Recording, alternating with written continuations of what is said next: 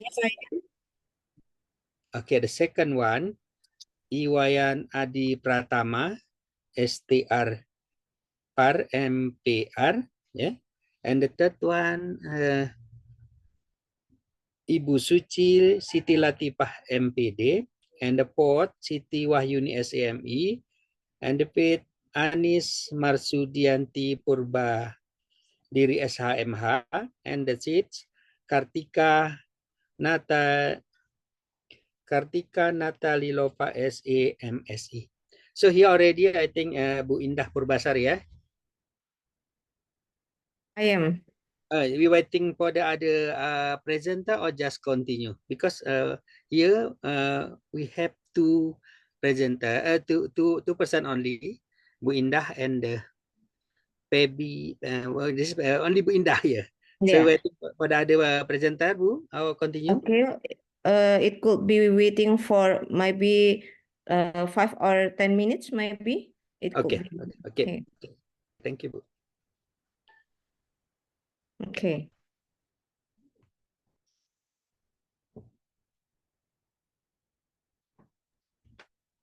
Okay.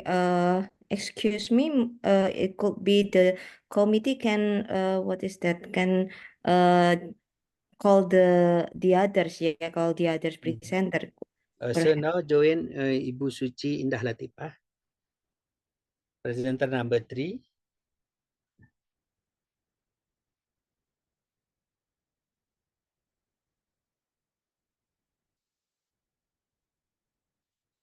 Introduce myself. I'm Amna Abdurrahman. Amna MIT.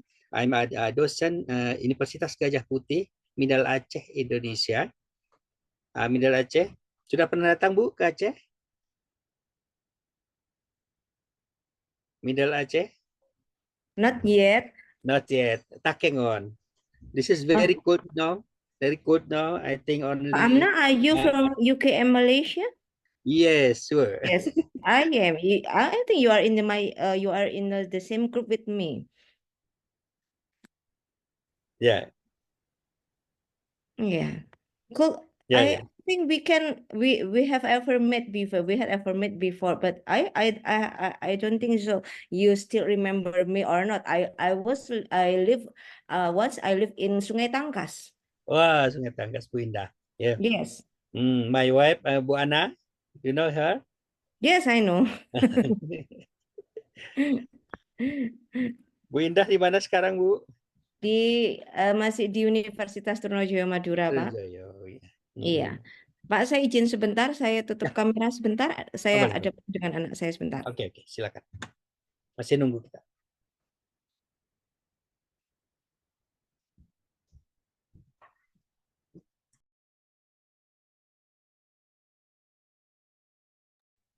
Mohon menunggu sebentar ya Bapak. Kami sudah mengontak para plenerinya.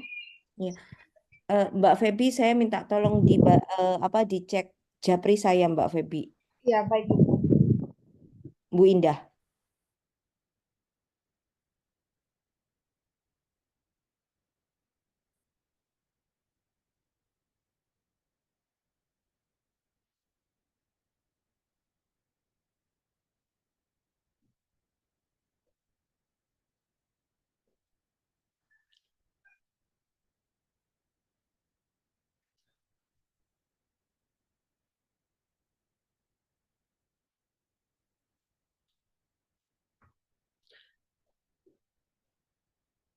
So now we have two presenter here, Ibu Indah Purbasari and Ibu Suci Latifah, Suci Siti Latifah, only two presenter.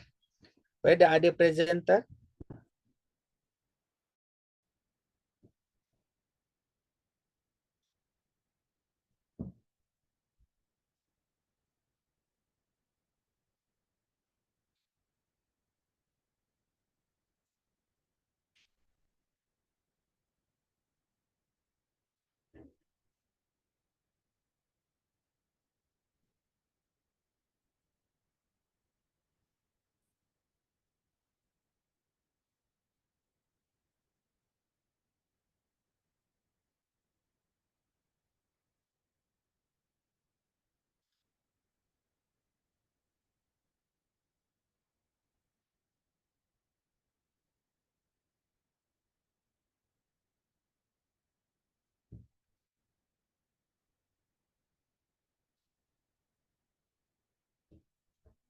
translasinya bang, apa namanya di gereja Mas.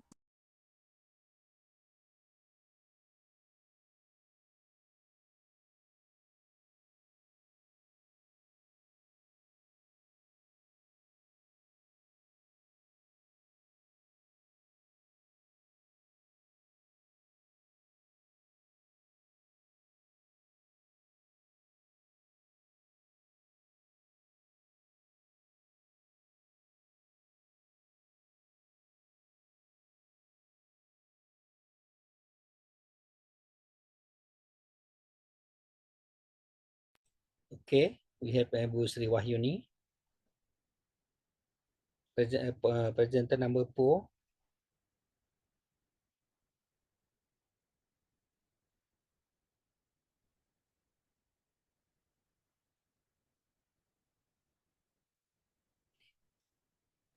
Baik Bapak, boleh dimulai dahulu Bapak. Sudah Okay, ada okay, 3. okay. Terima kasih Okay, Bapak. Assalamualaikum warahmatullahi wabarakatuh. Alhamdulillahi rabbil alamin. Allahumma salli ala Sayyidina Muhammad. So in this plenary speaker session 2, yeah, we have 6 presenter, but here we have 3 presenter, Bu Indah Purbasari, Bu Suci Siti Latifah, and Bu Sri Wahyuni. Okay. We have 15 minutes for presentation and question and answer. So I hope all of the presenter can complete it at 15 minutes. Yeah. Okay. That's what the okay. I think better we start the first presenter, Ibu Indah Purbasari, SHLLM, and Dr. Paris Hamid, SSIMM, Universitas Trunojoyo Madura, and reviewer of ATPS Java. Okay. Welcome, Bu Siti. Okay, I am Bu Indah. Okay. Bu Indah ya, sorry. Okay. Okay. Okay, thank you, Bapak Dr. Amna. I ask a permission for share screen.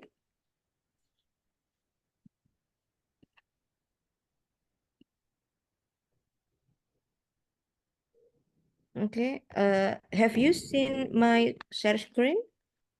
Yes, we can see. Okay, thank you very much for moderator and all presenters. As the theme of the PKM OSA in digital era, so I will present the halal guarantee in digital era, or in Indonesian we called it as jaminan produk halal. I present here in half of I mean I represent for 2 presenter. I myself in my and the others is Faris Hamidi is the second presenter, but I will represent him for the presenter. Okay, so what is halal? What is halal guarantee? Halal guarantee is a form of legal certainty regarding the halal products with regarding the halal of a product which is proven by halal certificate and halal logo. So we can see in the beside of in the side, yeah, the side left. I mean in the right side. This is the form of halal certificate, and the logo halal, the news logo halal from BPGPH, yeah, or the agency, a government agency of halal, yeah.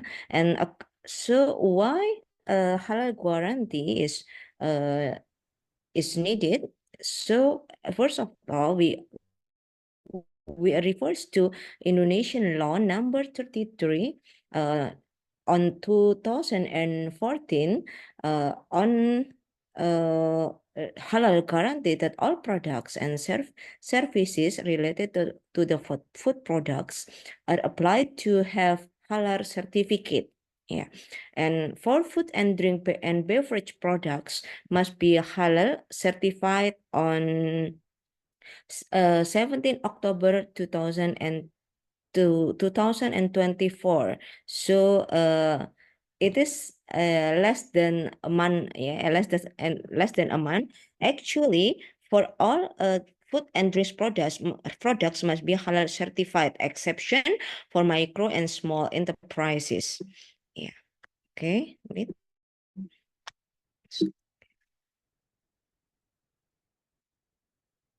Okay. So halal guarantee system in Indonesia is under the responsibility of halal product guarantee organizing as an agency, or in Indonesian we call it as Badan Penyelenggara Jaminan Produk Halal. It is under Ministry of Religions, yeah, or in Indonesian language we call it as BPJPH or BPJPH. So later I will call it as BPJPH or BPJPH.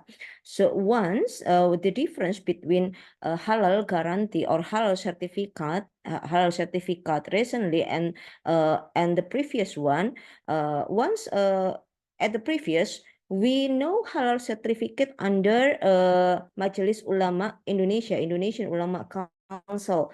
So it is the previous logo. The previous logo still valid, yeah, still valid in during its validity period. It means if the validity until, let's say, 2026, yeah, so the logo is valid until 2026. After 2026, what is that? The enterpriser or the businessman, the company must renew the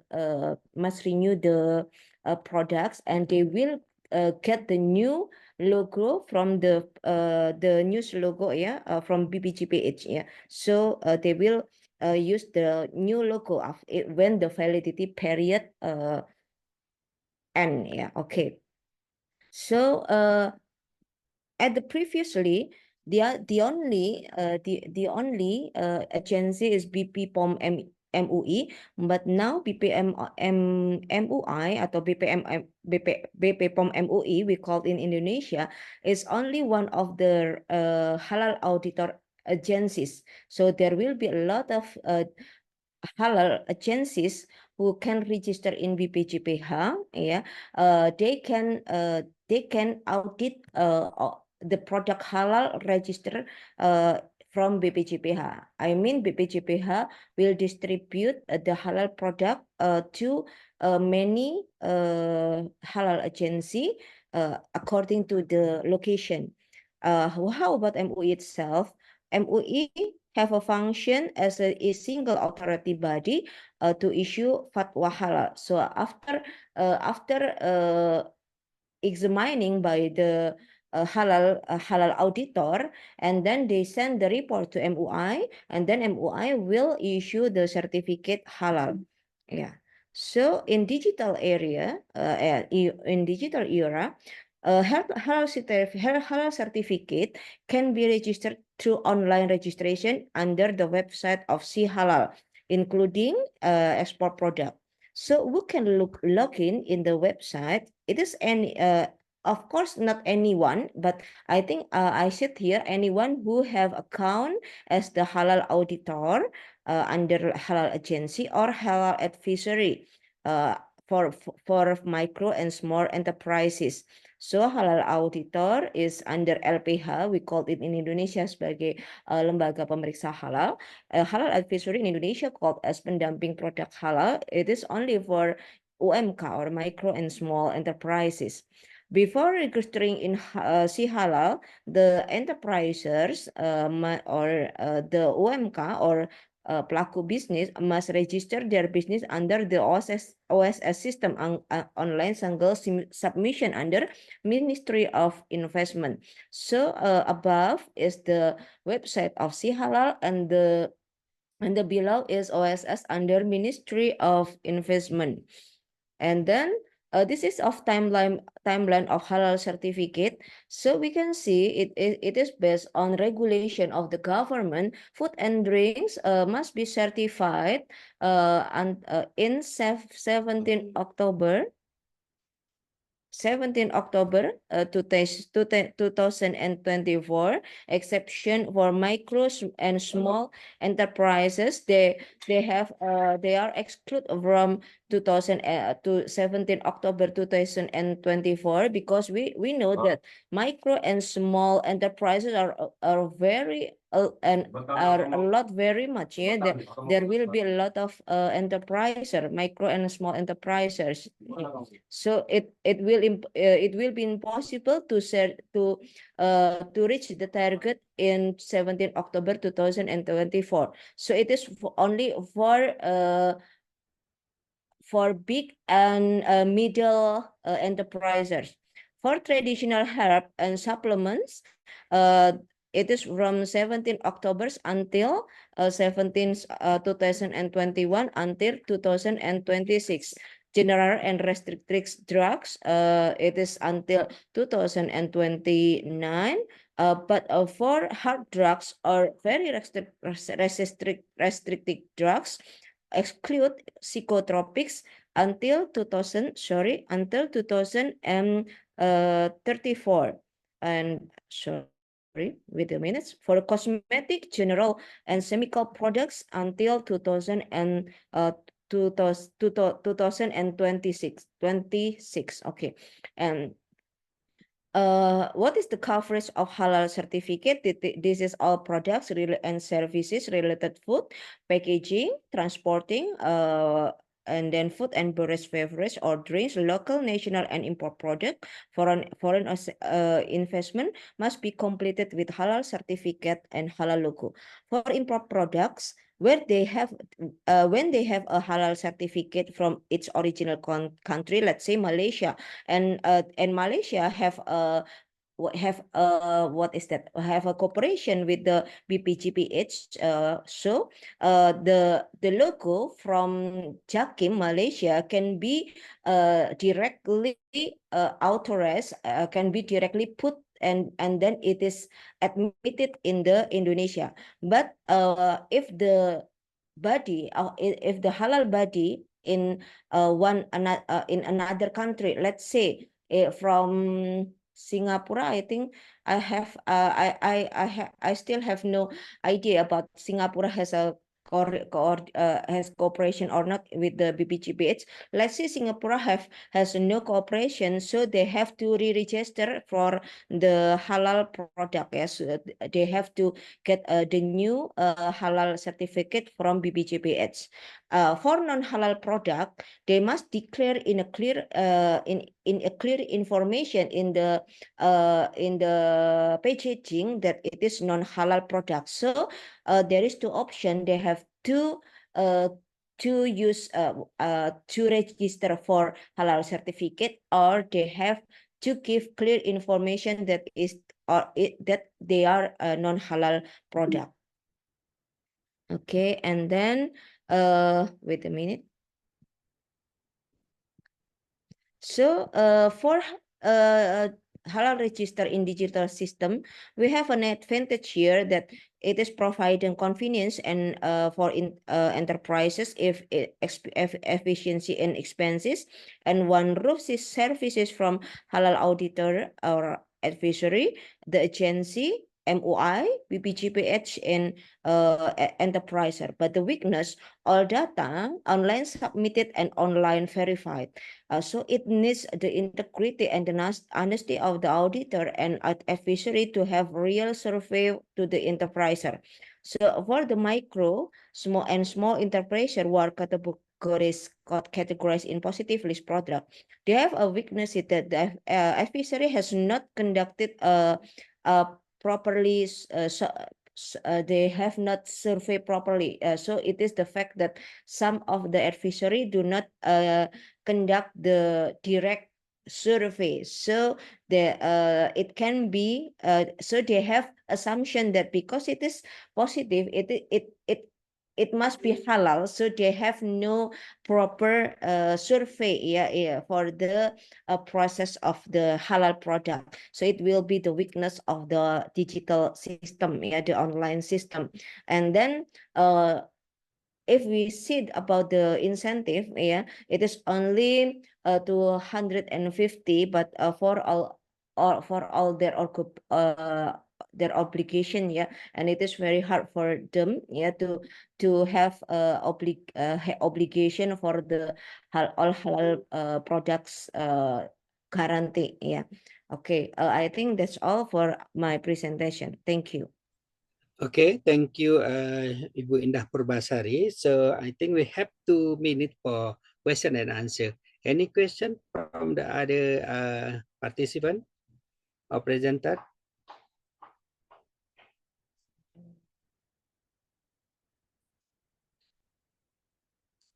Any question? Okay, I think I have a question, Bu Indah Purbasari. Okay, So thank you. how to implement it, yeah, in IT maybe, how to implement it? So I think we log into the system, Yes. and at the same time, how they check our product, this is halal or not? Let's say I apply from Aceh. Okay. So how do they check this is halal or not? The information. Okay, so the one who can log in is the auditor and the adversary. So they will log in and put the all ingredients and the all products. So actually they report in online. So and then after reported online, there will be feedback from the MUI or from the BPGPS about the report. If there is a weakness or there is a weakness in the report, they will ask for what is that? Let's say the product is not clear. They will they want the auditor give clear information about that. So it is the communication is under the website. Okay, thank you, Ibu Indah Purbasari. This is, I think, Thank you. already our limit. So thank you. Thank you very for your much. presenter. This is a good presenter. Applause for her. Okay, thank you very much, Dr. Okay. Ani. Ada penyerahan sertifikat dahulu, Bapak. Yeah. Ada penyerahan sertifikat. So we escape first. Kita potong dulu. Lanjut saja, Bapak. Okay. Okay, the next presenter you have here Ibu Iwayan Adi Pratama. Iwayan Adi Pratama. Okay, I think not here. So we continue to the third presenter, Ibu Suci Siti Latifah MPD from Universitas Pakuan and reviewer of ATPI West Java. Okay, this is the monitor and time to you, Bu. Okay.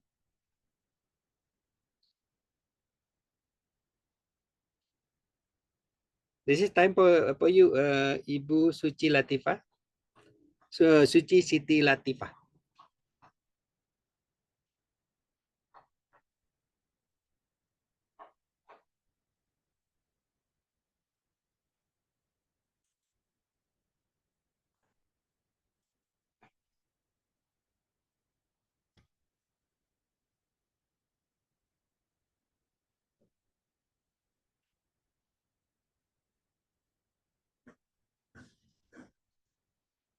Halo, Assalamualaikum. Waalaikumsalam warahmatullahi wabarakatuh. Izinkan saya untuk menjelaskan menggunakan bahasa. Mohon maaf, no problem. Pak Andi juga Bu Indah. Di sini saya mewakili teman-teman ingin menjelaskan terkait dengan program pengabdian masyarakat yang kami laksanakan mengenai peningkatan literasi digital untuk guru melalui pendampingan STEM berbasis teknologi digital.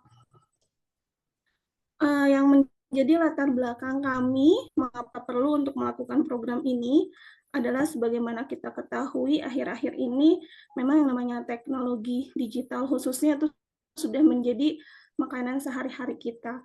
Bahkan mungkin untuk anak-anak sekarang itu menjadi suatu kebutuhan yang tidak lagi sekunder tapi juga primer.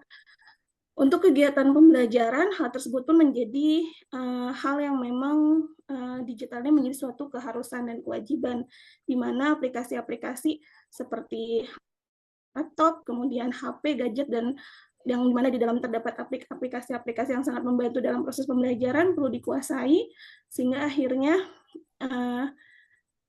kegiatan pembelajaran menjadi lebih mengasihkan bagi siswa. Hanya yang di lapangan yang terjadi itu adalah kemampuan digital guru, khususnya literasi digital, masih sangat rendah. Begitu juga kita ketahui saat-saat ini di mana sedang gencar-gencarnya terkait kolaborasi beberapa konsep yaitu sains, teknologi, engineering, dan matematik dalam proses pembelajaran. Karena itu kami berstaff tim berencana atau bersepakat untuk membuat bagaimana caranya supaya guru ini yang memang kemampuannya rendah memiliki kemampuan digital yang cukup tinggi dan kemudian juga bisa mengaplikasikannya dalam proses pembelajaran khususnya dengan pendekatan STEM. Adapun metode yang memang kami lakukan, itu kami melakukannya memang learning by doing, jadi kami belajar sambil kemudian melakukan, mempraktekkan, dan kegiatan ini sudah dilaksanakan di bulan Februari. Adapun tahapannya yang kami lakukan yang pertama adalah sosialisasi. Sosialisasi ini kami lakukan kepada guru-guru SD dan sekolah menengah pertama, yang mana ternyata hasil sosialisasi kami sesuai dengan juga wawancara beberapa sampel dari guru, banyak dari guru tersebut memang sudah familiar dengan beberapa aplikasi AI, tapi ada satu yang memang belum mereka familiar itu, tapi mereka sering dengar, itu terkait dengan robotik khususnya coding, begitu. Akhirnya setelah itu kami berencana untuk mengimplementasikan bagaimana STEM ini bisa dikaitkan dengan coding.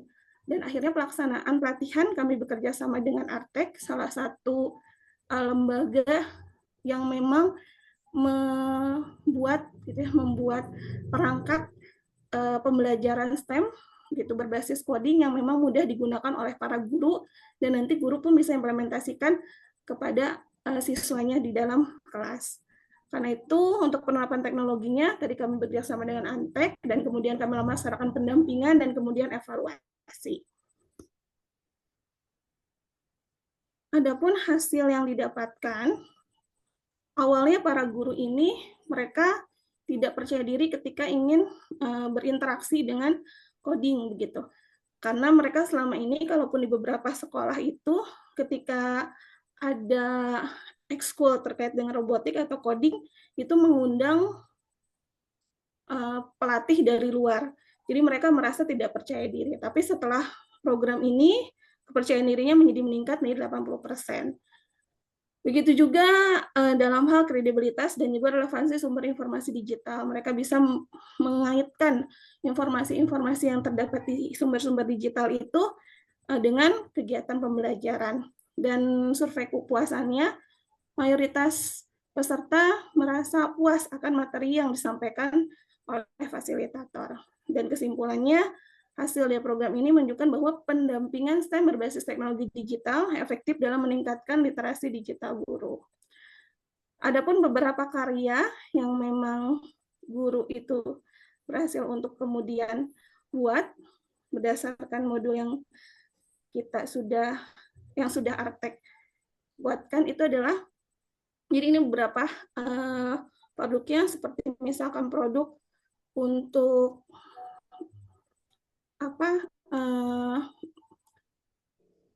palang untuk parkir, kemudian ini adalah pintu yang biasa digunakan di mall dengan sensor entah memang suhu tubuh gitu sehingga akhirnya bisa membuka dan tutup sendiri. Kemudian mobil yang memang bisa diatur atau dikendarakan dengan coding yang memang sudah kita buat.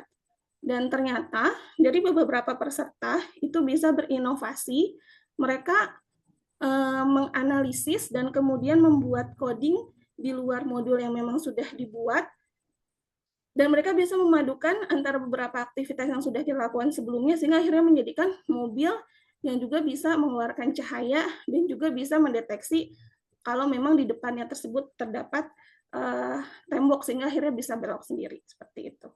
Jadi bisa dilihat di sini memang terdapat peningkatan dari segi kreativitas dari para guru. Kesimpulannya, program ini dapat dijadikan model yang serupa untuk masa depan sehingga akhirnya bisa meningkatkan literasi digital guru dan otomatis juga membuat pembelajaran menjadi lebih menyenangkan. Itu saja dari saya. Terima kasih. Assalamualaikum warahmatullahi wabarakatuh. Waalaikumsalam warahmatullahi wabarakatuh. So we still have a time. Okay, we can open for question and answer from other participant. Any question?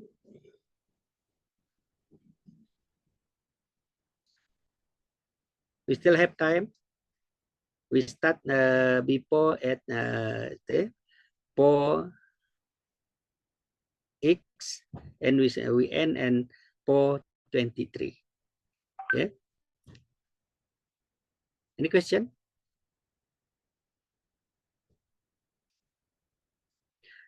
So Bu, bagaimana kita implementasikan pemrograman kepada guru-guru itu, sedangkan tidak semua guru-guru itu menguasai pemrograman. Ya, terima kasih Pak Amna. Yep. Terima kasih Pak Amna. Jadi kami memang ada modulnya tersendiri Pak dari mitra kami yaitu Artek, di mana modul tersebut memang sudah ada program-program apa saja yang memang harus disetting oleh guru begitu. Jadi mereka tinggal mengikuti saja apa yang memang ada pada modul tersebut. Tapi memang luar biasanya Pak, ada beberapa kelompok guru karena kami di sini bekerjanya dalam kelompok karena keterbatasan alat. Beberapa kelompok guru tersebut bisa kemudian menganalisis dan menggabungkan beberapa coding yang tadi kan sebetulnya coding itu perintah yang dibuat dalam bentuk simbol-simbol. Nah, mereka kemudian bisa menganalisis dan akhirnya membuat produk yang baru dibuat di luar dari modul. Nah, itu yang membuat kami cukup amazing begitu Pak. Ternyata guru-guru pun tidak kalah kreativitasnya ketika kita berikan kesempatan, kita berikan sarana prasarananya, mereka pun bisa meningkatkan kapasitas dirinya terutama terkait dengan digital begitu Pak. Karena kan begini Bu ya, banyak guru-guru kemampuan ini programming kan? Programming atau program Bu? Programming ya Pak, tapi programnya memang sudah tersusun jadi sudah. Oh gitu, jadi tinggal klik saja gitu ya? Tinggal ditiru begitu Bu. Oh tinggal klik saja, karena tinggal jujur saya bilang, blok-bloknya Pak. Jujur saya bilang saya dosen IT. Bukan mudah mengajarkan programming gitulah, sangat susah. Jadi kalau apalagi yang sudah bukan bidang dia, ya itu memang sangat susah untuk diajarkan pemrograman. Ya, kecuali menggunakan misalkan kayak object oriented gitu ya, tinggal klik saja, sambung itu mungkin lebih ini. Ya, tapi kalau mengajarkan ya yang kami saja dosen yang itu kalau diajarkan pemrograman Android, jujur saya bilang saya angkat tangan. Soalnya saya bukan generasi Android gitu. Pemrograman Android. Jadi kalau yang itu saya pas kepada generasi yang muda-muda lah. Itu saya pun pikir bagaimana Ibu implementasi di sekolah gitu kan. Padahal di situ kan multidisiplin kan, tidak sama kan. Codingnya berbasis blok Pak. Jadi codingnya berbasis blok. Tinggal diklik-klik aja gitu ya. Tinggal dipindah. Oke. Okay, have the other question from other we have other question. You can use Indonesia or English, up to you. Pak Amna. Yep. Saya enggak mau bertanya tapi saya appreciate sekali ya sebenarnya tema karena saya nggak paham temanya ya jadi tapi saya appreciate sekali gitu loh dengan tema ini dengan kesulitannya dan saya sekaligus nanti mau appreciate sekali lah dengan Bu Suci ya tadi ya itu pengajaran untuk anak SMA. SD dan SMP Bu. Oh untuk anak-anak ya oke. Baik, itu aja. Tapi saya appreciate sekali ya dengan presentasinya tadi. Tapi nggak paham saya ini maksudnya apa. Baik, terima Okay, kasih. okay, thank you Bu Indah. Okay, ada ini we have time maybe for 2 minutes to complete this for Ibu Suci Siti Latifah session. Ya, Mungkin sekedar informasi Pak Anmena, ya, ya. memang standby coding ini itu baru juga untuk kami, dan sebelumnya kami itu mendapatkan pelatihan terlebih dahulu dari Artex begitu.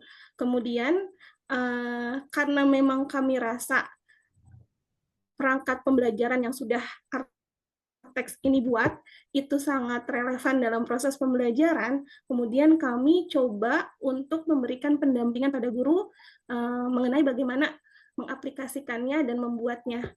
Jadi setidaknya di awal para guru itu punya rasa keberanian dan ada pengalaman, oh iya ternyata coding yang memang selama ini mereka takutkan dan sebagai ekskul di sekolah, padahal mereka pun bisa ketika memang ada panduannya. Begitu, Bapak Ibu. Dan bisa diimplementasikan juga kepada anak-anak, di mana mungkin kalau sekarang ini sebagai pengalihan untuk ketergantungan terhadap gadget. Jadi ketika kita punya perangkat STEM ini di rumah, gitu, itu bisa juga buat para siswa, khususnya anak-anak usia sekolah dasar dan sekolah menengah, itu mereka bisa merancang berbagai macam alatnya, sehingga akhirnya kreativitas mereka, daya nalar mereka, analisis mereka, itu pun bisa terus terasah. Begitu Pak Anma. Oke, terima kasih Bu Suci Siti Latifah atas presentasinya. Oke, kita beri aplaus kepada Bu Siti Latifah. Oke, the next presenter, Bu Sri Wahyuni SAME from Universitas Muhammadiyah. From Universitas Muhammadiyah Makassar and reviewer of ATPI South Sulawesi. So this is time for you, Madam. Oke, terima kasih atas kesempatannya. Pada kesempatan kali ini saya akan mempresentasikan mengenai penelitian saya mengenai analisis penerapan ekonomi hijau dalam pembangunan smelter di Riau dari Deposit Syariah. Ya, baik. Pertama, pada pendahuluan, Bapak Ibu bisa melihat di sini ada Green Economy Index, di mana Green Economy Index itu terdiri dari 3 variabel utama, yaitu ada environmental, ada sosial, dan ekonomi. Nah, kenapa kemudian penting untuk mengaitkan pembangunan smelter dengan green economy, dan nanti di akhir akan saya kaitkan dengan maksud syariahnya, ya karena kita lihat hari ini bahwa ada pembangunan smelter yang kemudian jika dikaji lebih jauh, ternyata pembangunan tersebut justru sebenarnya melanggar atau kemudian jauh dari nilai-nilai green economy.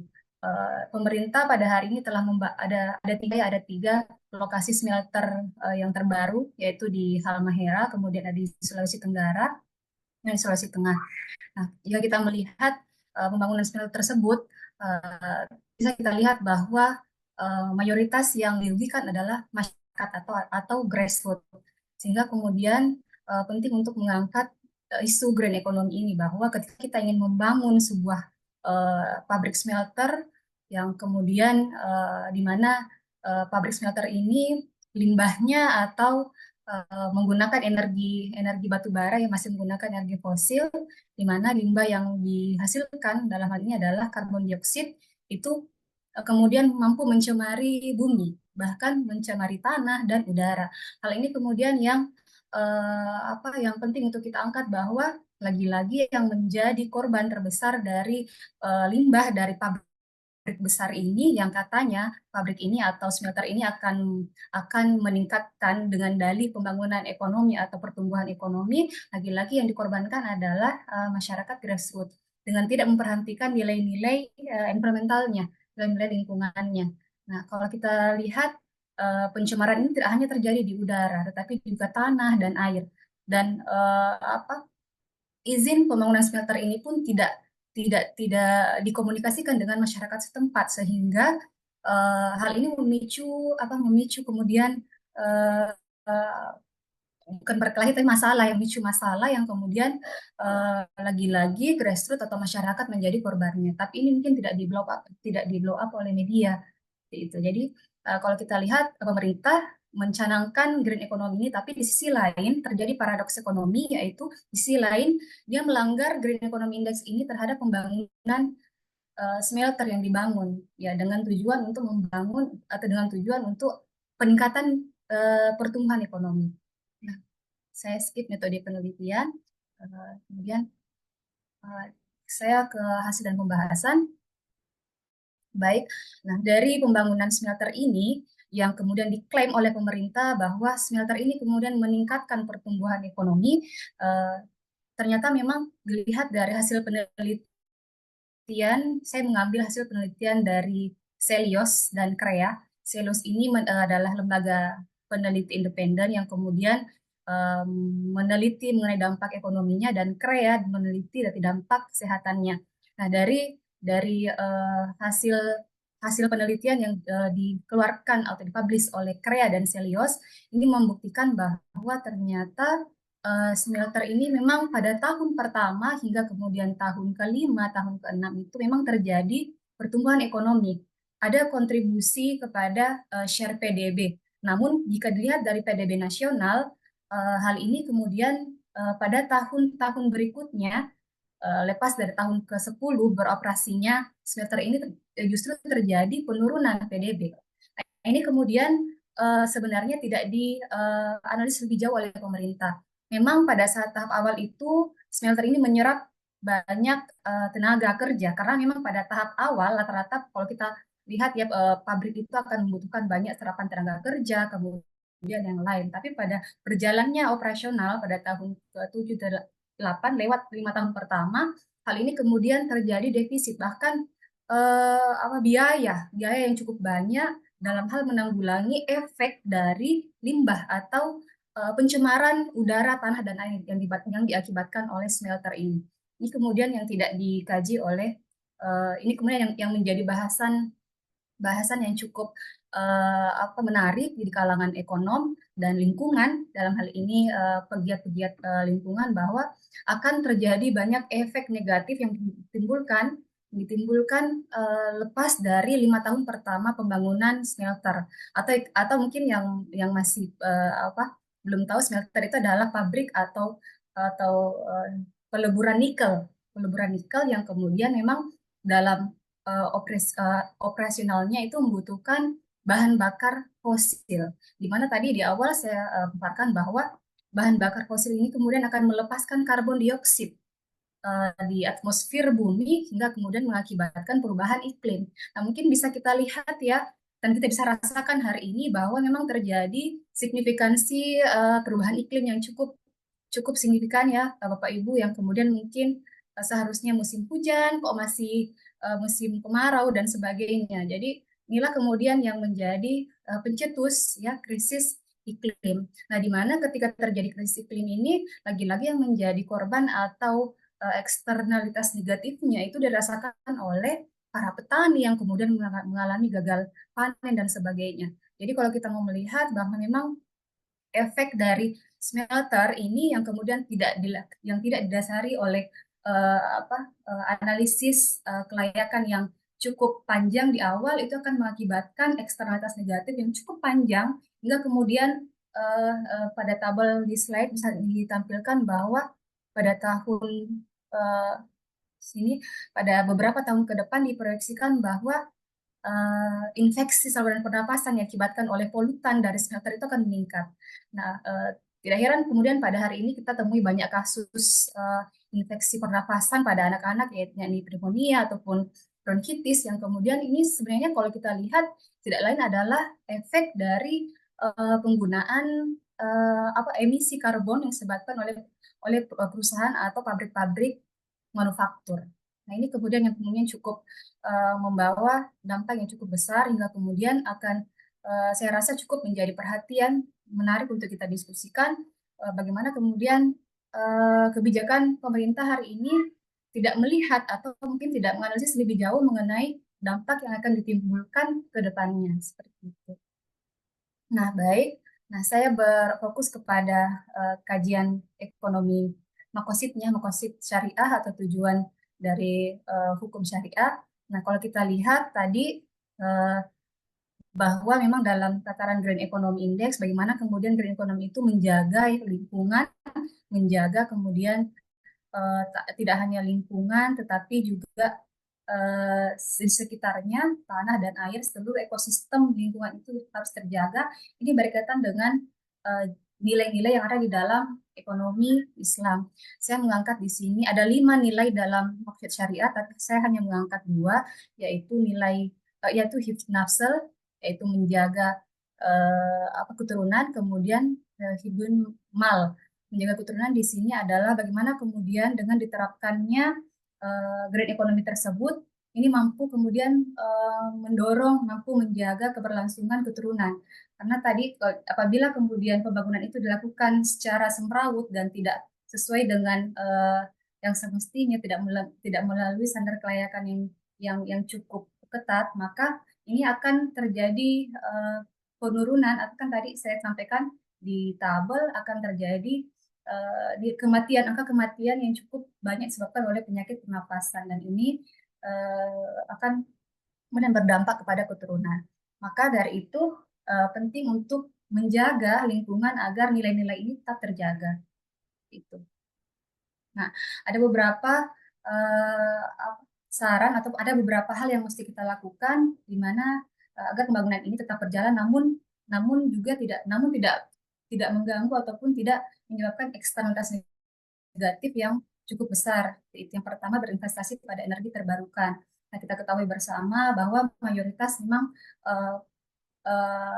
Indonesia hari ini masih menggunakan energi yang berbasis fosil. Namun kalau kita lihat berdasarkan penelitian, Indonesia potensi yang cukup besar untuk berinvestasi pada energi terbarukan, yakni energi matahari, kemudian udara. Namun energi ini belum terlalu diekspos, belum terlalu diteliti lebih jauh, tapi ada potensi untuk ke sana. Itu. Kemudian yang kedua adalah ekosistem penyedia jasa yang berfungsi dan produktif. Kemudian pertanian berkelanjutan, mulai beralih kepada energi terbarukan yang lebih ramah lingkungan dan alam. Kemudian memberikan hak-hak pekerja dan pelindungan pada para pekerja yang berkecimpung pada industri. Nah, ini juga yang menjadi yang tidak adanya ketidakadilan dalam pembangunan yang terjadi sekarang ini, yaitu karena hak-hak pekerja yang cenderung terabaikan. Nah, kalau kita melihat dari penelitian terdahulu pada tahun-tahun sebelumnya, ada banyak kemudian kecelakaan kerja yang diakibatkan oleh ketidakamanan yang kemudian perusahaan itu tidak mau menanggung, tidak mau tahu seperti itu. Jadi ini seolah-olah kemudian pembangunan yang diklaim pemerintah ini akan menimbulkan pertumbuhan ekonomi yang signifikan, justru sebenarnya banyak sekali pihak-pihak yang dirugikan. Seperti itu. Nah, muara dari Green Economy Index dan adanya nilai-nilai di dalam Islam, yaitu makosid tadi, ini kemudian bermuara pada satu sistem, yaitu sebenarnya sistem ekonomi berkelanjutan. Bagaimana kemudian seluruh aktivitas ekonomi itu berorientasi kepada sistem ekonomi berkelanjutan, yakni ekonomi yang kemudian ramah lingkungan dan alam, tidak hanya kepada manusianya, tetapi juga kepada seluruh ekosistemnya, kepada tanah, air, bahkan hewan-hewan di bumi pun itu harus dijaga kelestariannya. Dengan adanya sistem ekonomi seperti ini tidak menimbulkan eksternalitas negatif yang jauh ke depannya, tetapi mampu menjaga seluruh ekosistem sehingga kemudian terwujudlah ekonomi yang lebih berkemanusiaan seperti itu. Ini mungkin dari saya, cukup singkat. Mohon maaf atas segala kekurangan. Assalamualaikum warahmatullahi wabarakatuh.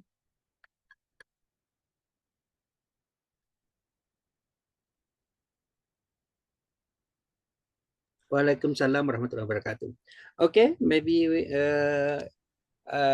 we open for question and answer. Maybe we have other audience when we have any question. want to ask to Ibu Sri Wahyuni? Saya Pak Amna. Ya, silakan. Iya. Pakai bahasa Indonesia ya Pak Amna ya. No problem. Oke, Indonesia aja, Bu. Oke, thank you very much. Iya, Bu Sri Wahyuni ya ini ya. Bu Ya, Sri Bu. Wahyuni. Jadi Bu Sri Wahyuni kebetulan kita punya materi mungkin entah sudut pandangnya sama atau berbeda, tapi kalau saya sebetulnya dari hukum ya Bu ya. Tapi kalau sebetulnya saya sangat tertarik sekali dengan pembahasan ini, bahkan kalau diperkenankan panjenengan apa namanya kalau bersedia ini mohon di-share di chat room ya. Saya juga tertarik ini dengan materinya. Kalau berkenan. Boleh, Bu, boleh. Ayo, Bu, kita mungkin bisa berkolaborasi, Bu, penelitian. Alhamdulillah, barakallah. Nah, tapi mungkin ini kalau dalam konteks kita mungkin kalau itu dalam konteks ini ya jurnal internasional, mungkin memang yang kita angkat itu green economy indexnya juga, tapi dalam sisi syariat yang mungkin perlu ditambahkan di sini bahwa Islam sudah punya konsep rahmatan lil alamin yang itu jauh lebih dahulu daripada green economy index sebetulnya. Nah, kemudian kalau tidak salah yang mungkin perlu ditambahkan di sini, MUI sendiri juga punya fatwa terkait dengan bagaimana pengelolaan sumber daya alam. Jadi ini mungkin masukan saya untuk lebih lanjut sehingga kita tidak sekedar ya memang saya paham saya juga ketika saya menulis jurnal internasional misalnya ada masukan tuh pasti kita yang diminta adalah standar internasional ya. Ini internasionalnya bagaimana? Nah, mungkin salah satunya kita bisa menggunakan konsep green economy, SDGs itu yang biasanya di SDGs ya yang pernah saya diberikan masukan. Tapi mungkin sebagai sesama di bidang ini kita bisa mengangkat bahwa Islam itu sudah lebih dahulu loh punya konsep ini. Begitu Ibu mungkin. Jadi tapi mungkin begini ya Bu ya, kita mungkin kemarin barusan dalam tanda petik dihebohkan dengan izin pertambangan ya untuk organisasi keagamaan begitulah. Kita sebutlah organisasi keagamaan 2 terbesar kita udah menerima semua. Sebetulnya pertambangan itu bisa dihindari nggak sih ini dampak buruknya Bu? Iya, iya, Bu. Sebenarnya memang dalam sisi pertambangan, para ekonomi itu memang sebaiknya menyarankan energi yang digunakan itu bukan mayoritas energi fosil, tetapi lebih ke energi terbarukan, yaitu matahari, kemudian udara.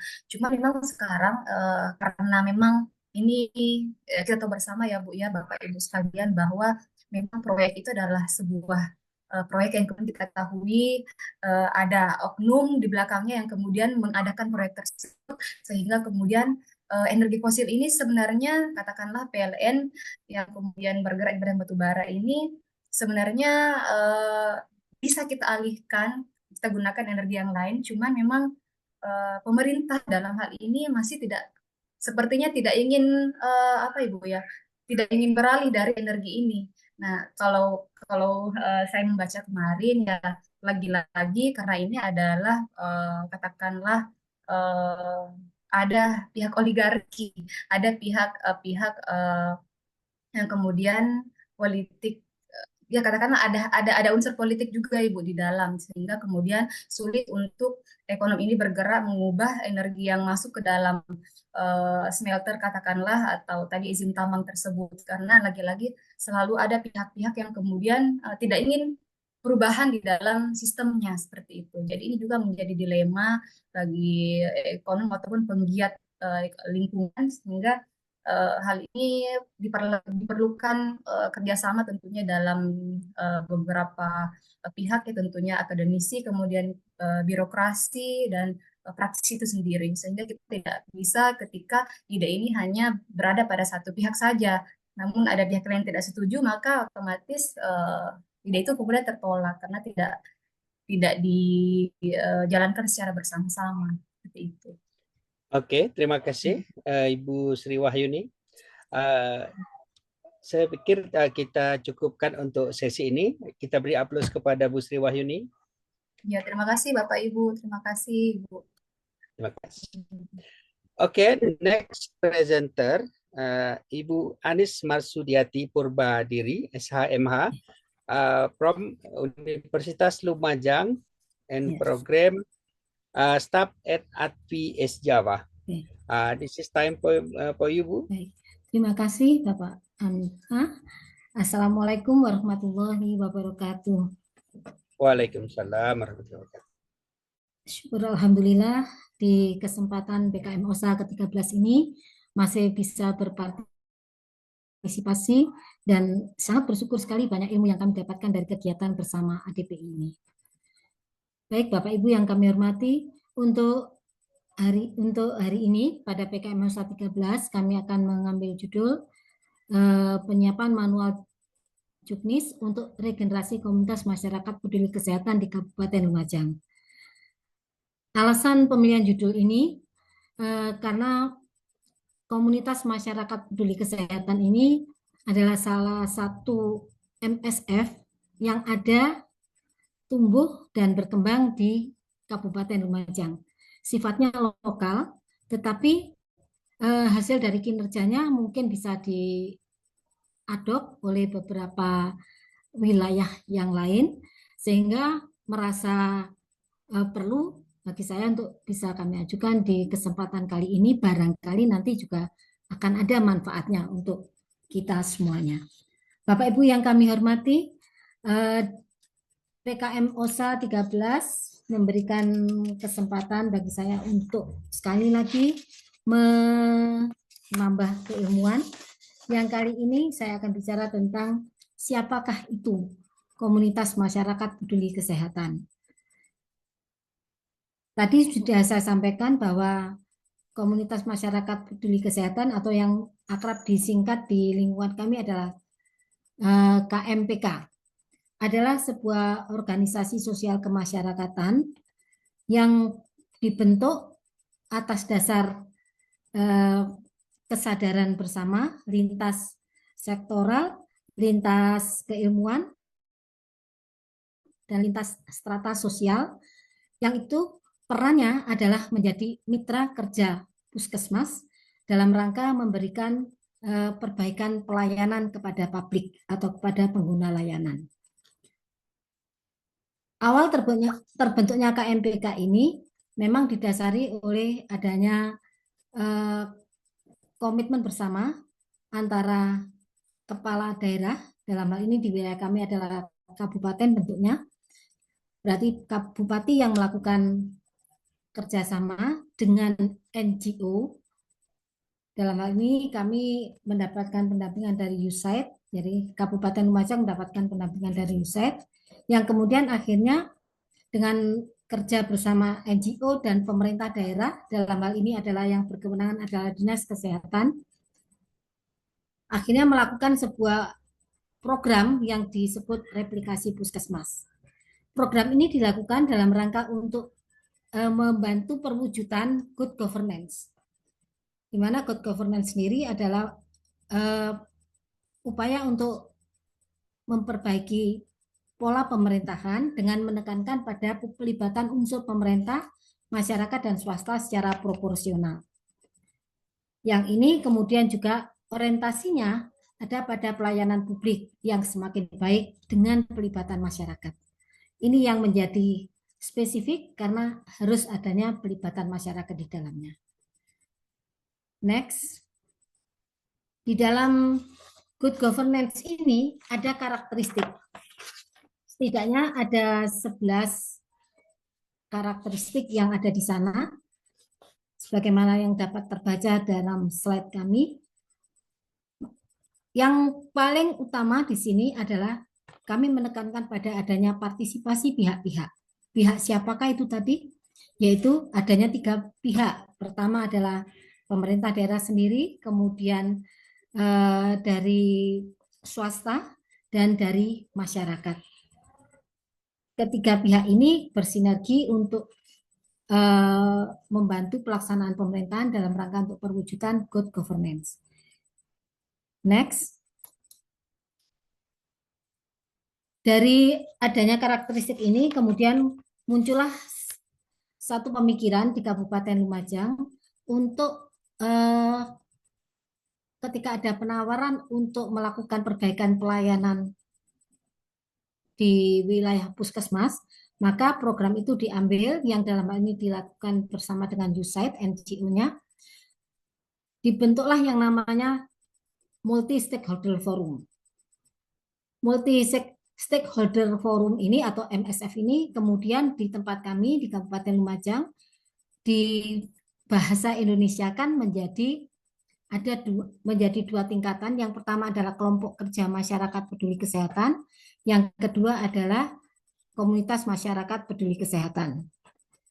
Ini adalah menjadi sebuah inovasi terhadap pemberian pelayanan kesehatan di fasilitas kesehatan tingkat dasar, dalam hal ini puskesmas. Nah, kenapa dikatakan sebagai sebuah inovasi? Karena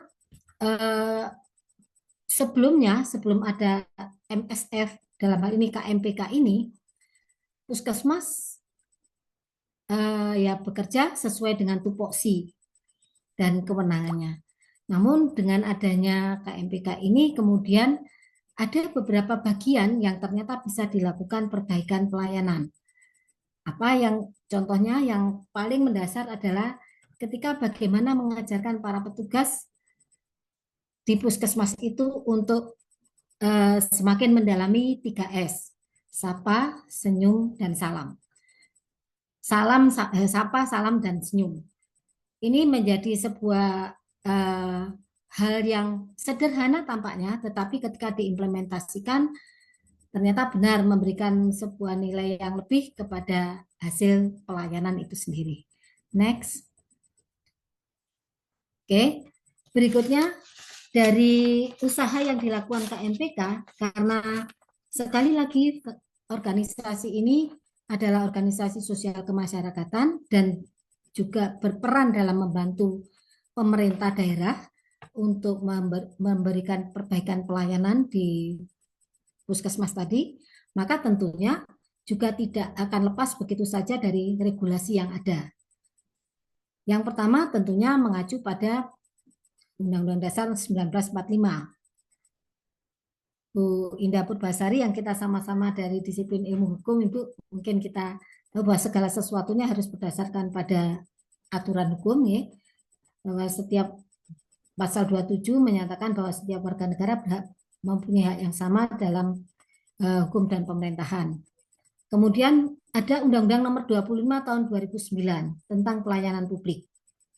Ada pasal yang kemudian menyatakan bahwa masyarakat boleh berada di dalam ranah pemberian pelayanan publik, tapi dengan batas-batas tertentu tentunya.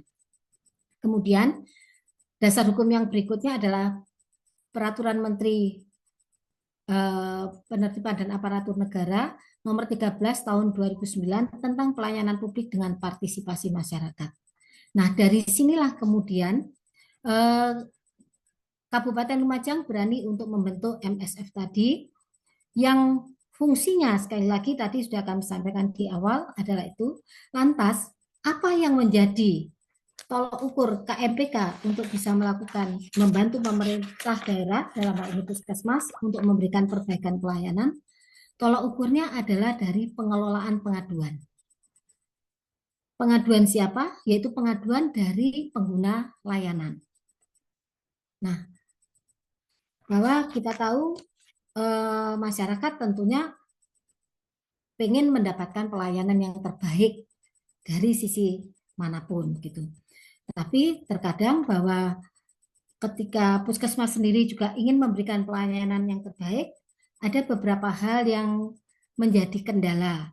Misalnya keterbatasan sarana prasarana, kemudian keterbatasan interaksi dengan pengguna layanan dalam rangka untuk mencari masukan-masukan dan sebagainya. Nah, ada metode di sini yang dirubah oleh KMPK. Biasanya pengaduan layanan publik itu di beberapa puskesmas di wilayah kami awalnya adalah melalui bentuk surat yang dikumpulkan di dalam satu kotak, yang kemudian di sana nanti pada satu waktu akan dibuka oleh puskesmas untuk dipelajari gitu. KMPK mendobrak cara itu dengan cara mereka melakukan survei kepada pengguna layanan. Nah, dari survei itu kemudian dilakukan dianalisis, kemudian akan dilakukan pemeringkatan. Persoalan mana yang paling banyak terjadi di wilayah ini, yang paling banyak dikeluhkan oleh masyarakat. Nah, itulah yang kemudian pada akhirnya KMPK bisa berinteraksi dengan puskesmas untuk bisa melakukan perbaikan-perbaikan. Dan uniknya di Kabupaten Lumajang sendiri, untuk melakukan perbaikan-perbaikan itu ada dua jalur yang bisa dilakukan oleh puskesmas ketika mau melakukan perbaikan. Yang pertama adalah dengan menyusun janji perbaikan pelayanan.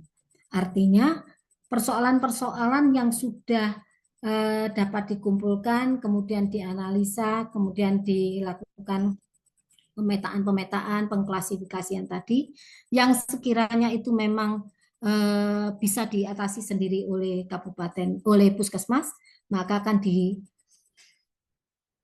sendiri oleh puskesmas dengan membuat janji perbaikan pelayanan. Satu misal, puskesmas kecamatan ini akan melakukan perbaikan terhadap pelayanan antrian loket dengan mengajarkan program 3S paling lambat di akhir tahun 2024, misalnya seperti itu.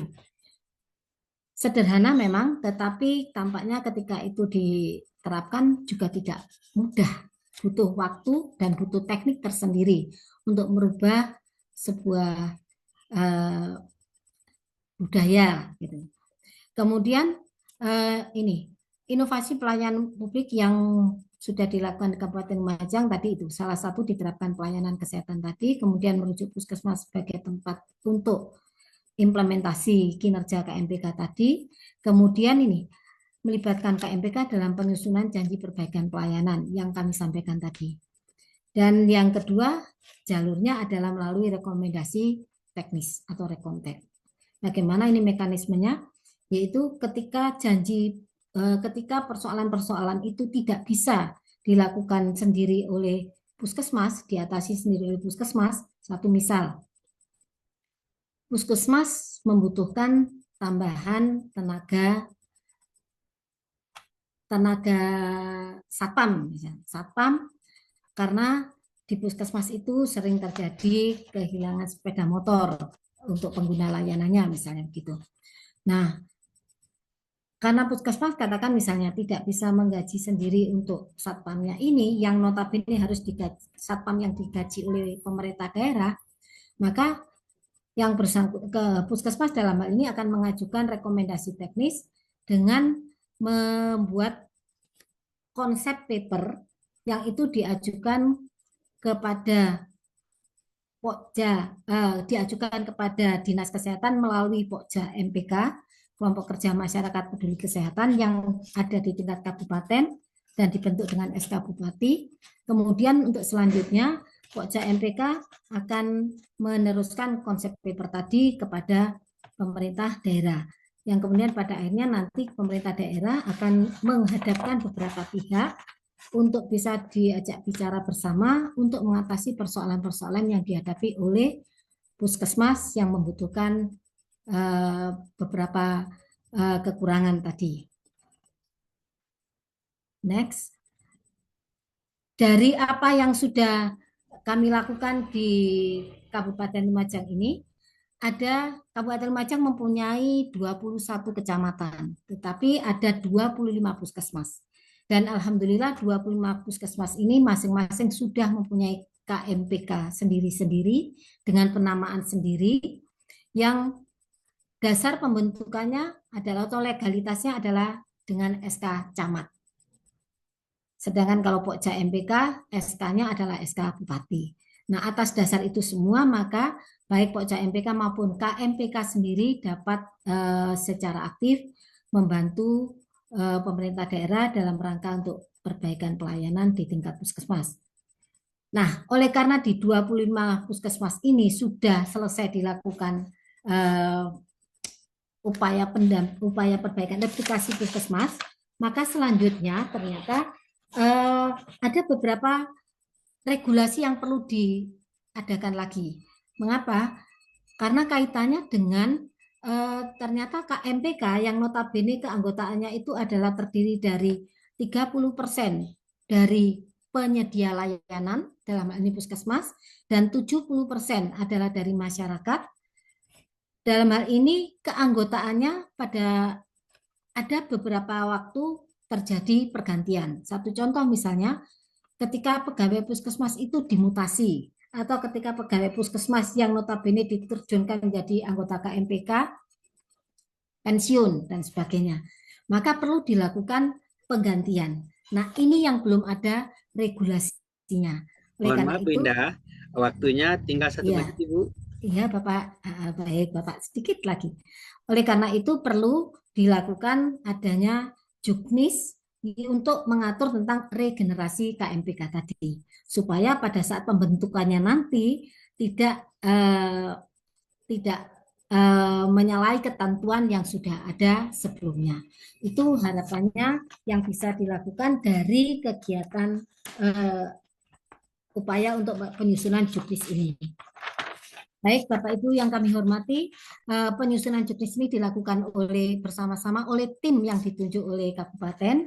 Yang dalam hal ini, alhamdulillah, saya mewakili akademisi ditunjuk untuk bisa ikut menyusun, sehingga disitulah Pak, saya merasa perlu untuk bicara di sini dalam konteks ini sebagai peserta PKM OSA 13.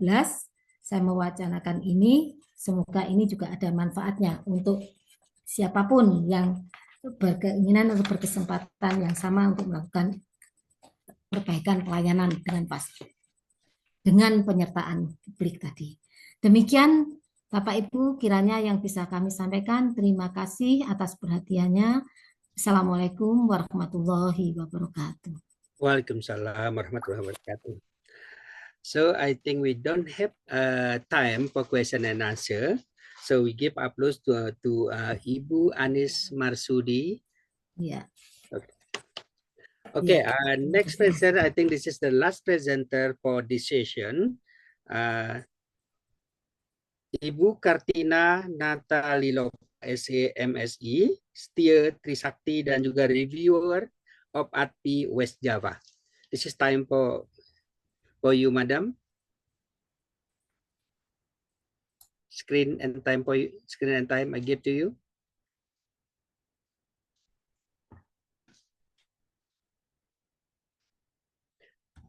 Bu Anis, mohon ditutupkan screen share-nya, Bu. Oke, terima kasih, Bu.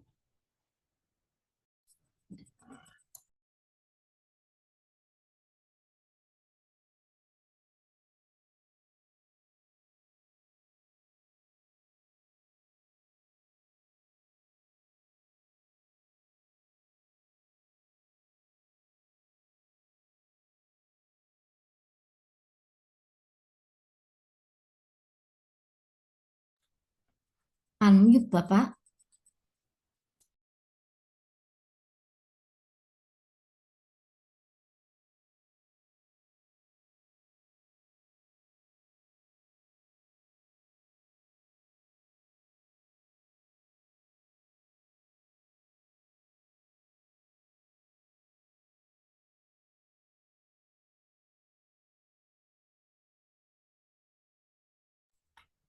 Bapak, suaranya tidak terdengar, Bapak Ahmad. Bu Kartina.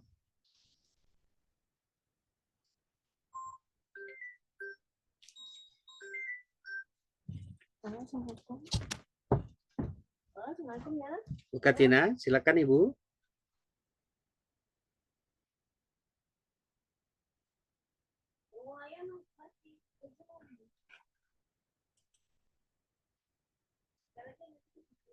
Bu Kartina.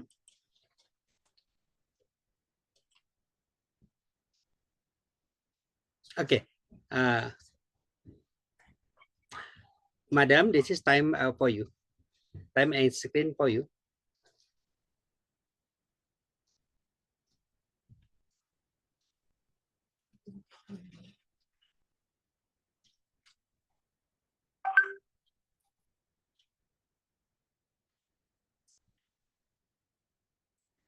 Miss Kartina, you hear me?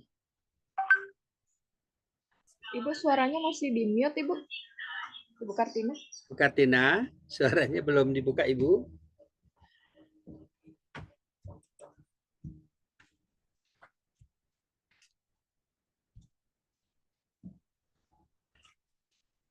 Bu Kartina, mohon di unmute suaranya Bu.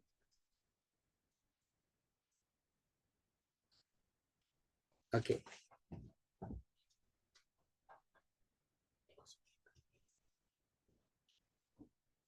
Bu Kartina minta maaf, kami belum dengar apa-apa Ibu.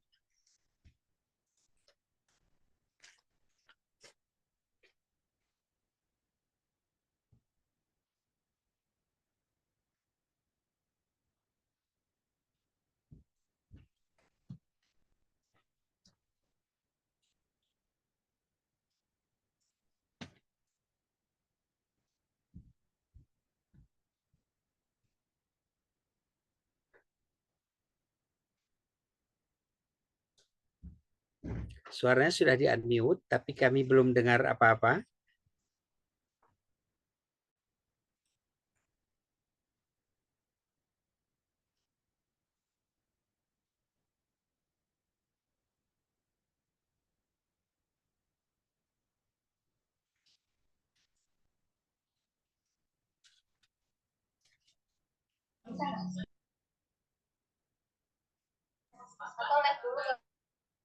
Coba live dulu Ibu Kartina, kemudian gabung lagi. Pilih join with audio.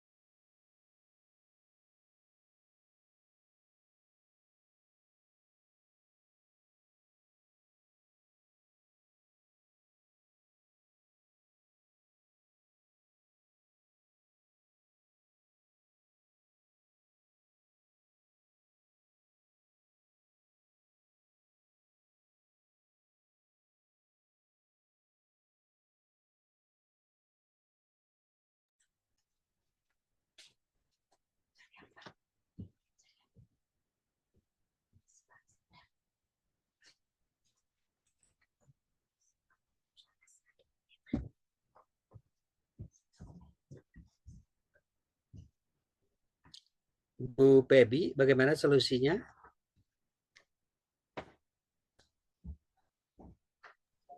Ibu Kartina bisa join dengan HP, jadi bisa kita bantu share screen-nya kalau nggak bisa. Mm-mm. Oke, Bu Kartina, dipersilakan join menggunakan HP, Bu. Kemudian screen-nya akan diuruskan oleh Bu Pebi.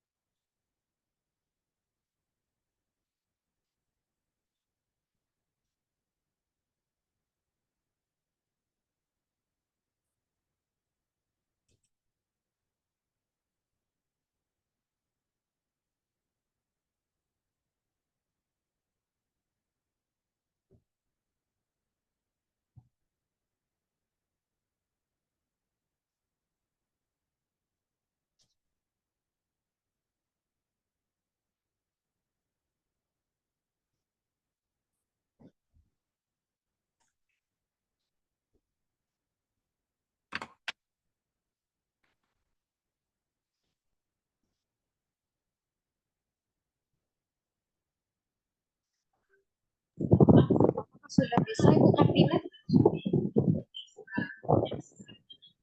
Coba unmute dulu Ibu.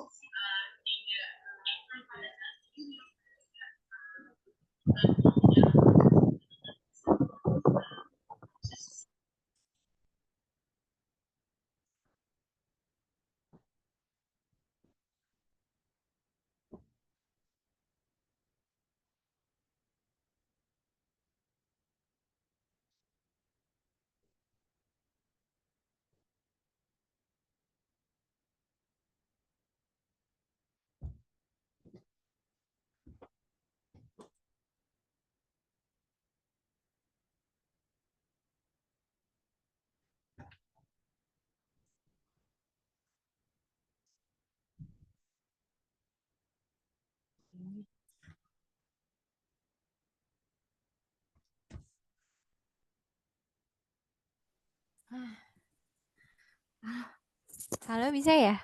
Terdengar ya, Pak? Bisa, Maaf. bisa Ibu, bisa. Oke, silakan Jadi, Ibu.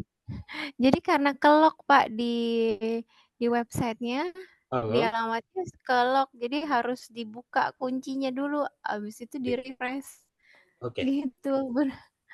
Udah lock terus ternyata nggak bisa. Emang agak aneh sih. Oke, Oke. maaf ya. Sudah ready? Dipersilakan. Ya, This is time for you. yes. Thank you, Mr. Amir ya, Mr. Ana. Hamda. Wah, Mr. Ana ya. Ya. My name is Kartina. I'm from Setia Trisakti, Indonesia. Let me share the screen ya. Sorry for the connection ya. Okay. Can Mr. see my screen? Yes, we can see your screen. Okay. I will explain in English ya, Pak. No problem. This is good. Yeah, this is about accounting, maybe different with the previous presenter ya. Previous presenter about the halal, about the technology, about the science, and now the last topic is about the accounting ya. This is the topic is detecting fraudulent financial statement in company. How to know the fraud is happen in the company. Yeah.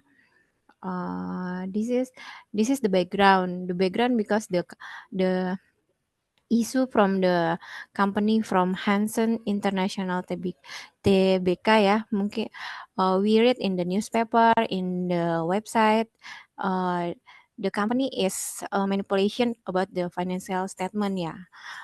They manipulated the financial statement become good, but the actual is not good. This is the background why we do this research.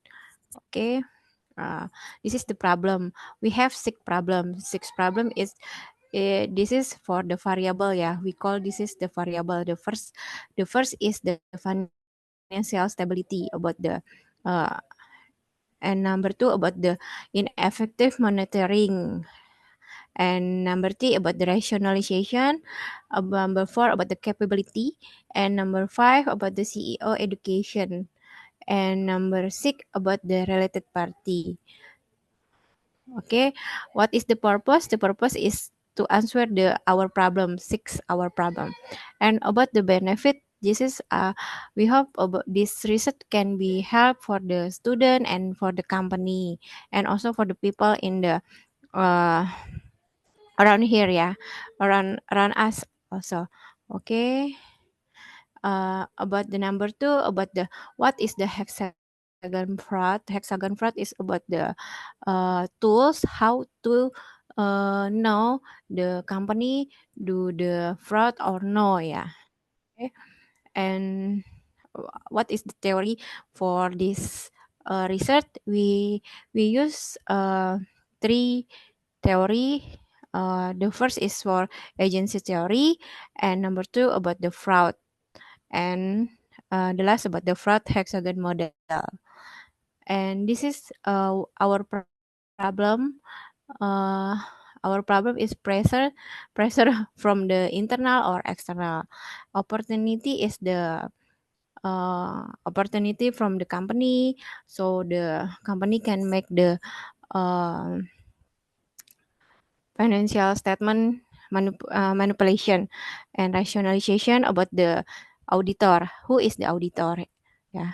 And number 4 about the capability, and number 5 about the education. What is the background education from the CEO? And number 6 about the collision, whether it is has a related party or no. Okay, and number 3 about the research. We do this research in the consumer non-cycle and consumer cycle, which listed in the Bursa Efek Indonesia period 2020 until 22. Yeah. And we use the purpose sampling for this research. Okay. And this is the formula how to calculate our problem, and this is the result. So based on our research, we do research in 189 company in the listed in the Bursa Efek Indonesia, and total 75600 company. And because our criteria, so the last we do the research is 138. So we calculate only 414 to do this research. Okay. What is the result? The result is financial stability is effect to our fraud. So if the financial stability is not good, so the company will be make a fraud. Okay. Number 2, if the ineffective monitoring, this is not effect to the fraud. Number 3 about the audit. Auditor is not effect. Who is the auditor is not effect to fraud. Number 4 is about the director. Also, director is not effect to fraud. Number 5 about the CEO. CEO also not effect to fraud in the financial statement. Also, the last related party, this is also not effect. So only one is effect. Financial stability is the company is not good. So the company will make a fraud to be to make a financial statement good in the stakeholder. So there is no problem if they see the financial statement. Okay, what is the limitation this research?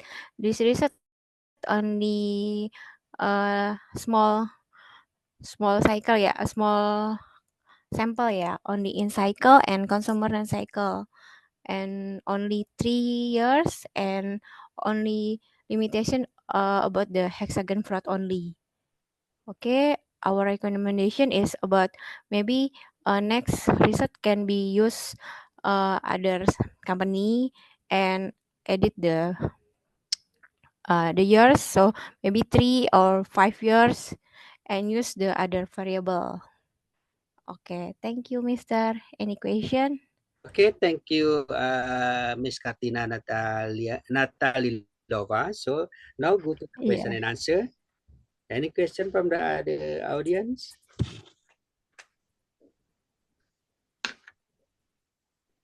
This is the economic part. Yes. Saya boleh, Pak? About the accounting. Amna? Okay. Silakan Bu Indah. Okay, Bu Kartina ya. Okay, is there Okay. any relation about your research with the what is that corporate corruption, like a corporate corruption or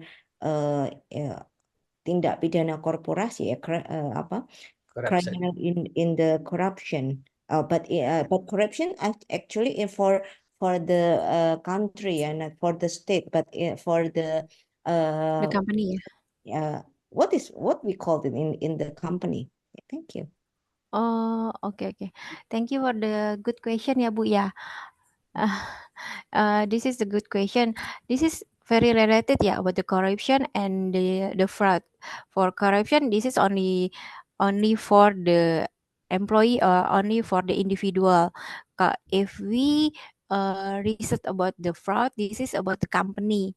So the benefit is for the company, not is the for the individual. Usually for corruption, this is for individual.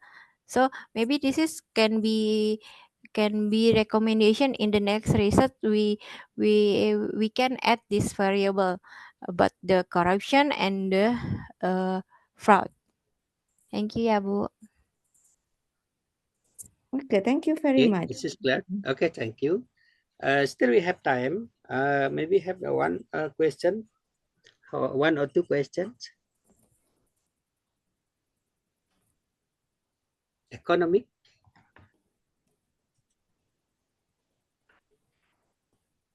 Busra Huyuni, you don't have any question to Miss Katina?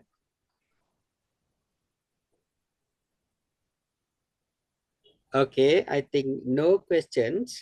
Yeah, if you have just ask the question. We still have time, maybe for 5 minutes.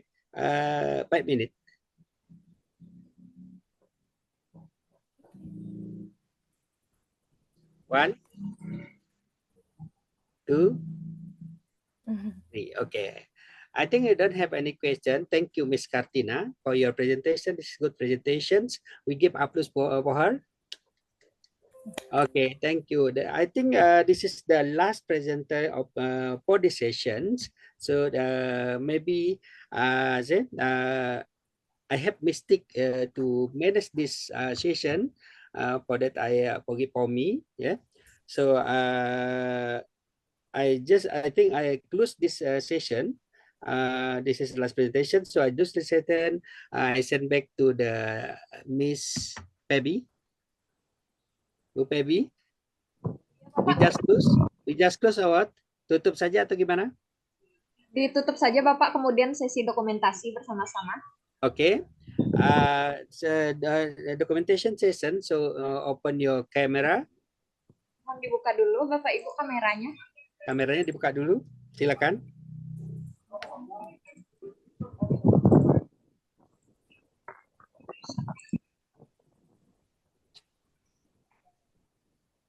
Ibu Suci Siti Latifah bisa dibuka dulu kameranya, Bapak Arfi Pradipta.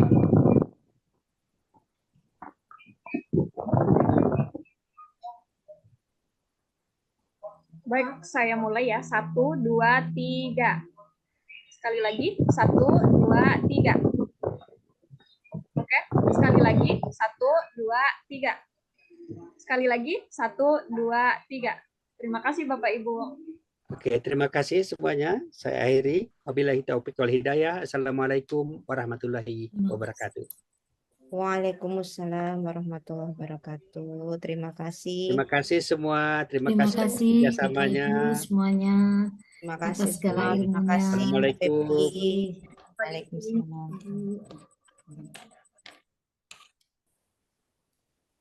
Izin lab ya Ibu, Bapak. Ya.